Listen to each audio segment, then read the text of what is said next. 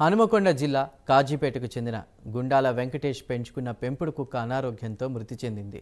10 రోజుల క్రితం సునకు అనారోగ్యంతో మృతి చెందడంతో వెంకటేష్ కుటుంబ సభ్యులు అంతిమ సంస్కారాలు నిర్వహించారు. సునకం మృతి చెందిన 10వ రోజున దశదిన కర్మ నిర్వహించి సహపంక్తి భోజనాలు కూడా పెట్టారు. సునకం దశదిన కర్మకు జంతు ప్రేమికులు, కాలనీ వాసులు, వెంకటేష్ బంధువులు హాజరయ్యారు.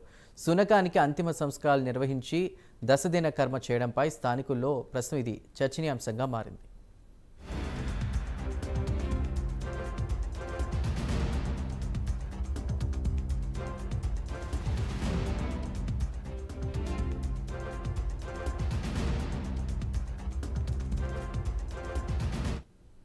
చనిపోయినా కూడా మా ఇంట్లో ఒక మంచిలాగా కర్మకాండాలు అన్నీ చేశాము.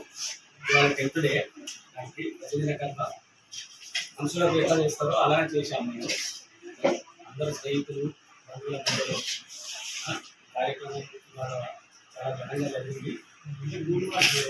చాలా సంతోషంగా ఉంది, కూడా బాధగా ఉంటుంది. చనిపోయినా కూడా మా ఇంట్లో ఒక మంచిలాగా చేశాము.